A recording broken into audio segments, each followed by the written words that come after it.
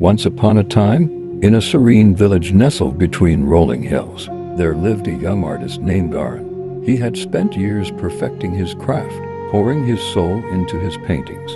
One day, he entered his work into a prestigious competition, only to face rejection. Devastated, Aaron began to doubt his talent and questioned his purpose. Seeking solace, Aaron visited the village's Buddhist temple. The wise monk, Master Tenzin, greeted him with a warm smile and listened patiently to his story of failure.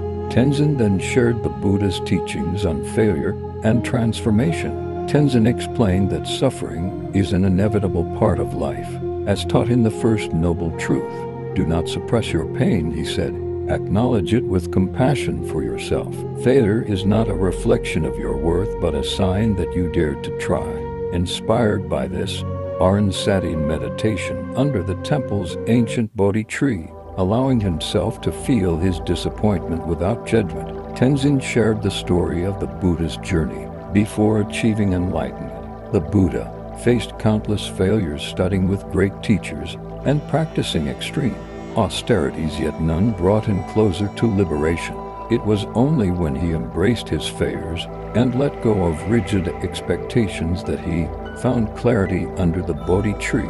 Failure, Tenzin said, is not the end but a chance to learn and grow. Aaron began to see his rejection not as defeat, but as an opportunity to refine his art. He realized that each brushstroke, even those he deemed mistakes, was part of his journey toward mastery. Step 3. Practice loving kindness. Tenzin introduced Aaron to Maitri meditation, focusing on loving kindness toward oneself and others. Through this practice, Aaron cultivated self-compassion and released the harsh self-criticism that had weighed him down. He began to paint again, not for recognition, but for the joy it brought him, drawing from Buddhist teachings on right effort. Tenzin encouraged Aaron to persevere without attachment to outcomes.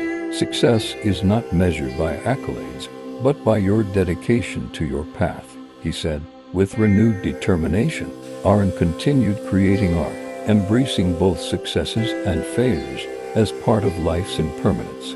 Years later, Aaron's work gained recognition far beyond his village, but more importantly, he found peace within himself. Reflecting on his journey, he realized that failure had been his greatest teacher, guide, leading him toward authenticity and resilience. As Master Tenzin often said, fall 7 times, rise 8. Each fall brings you closer to awakening.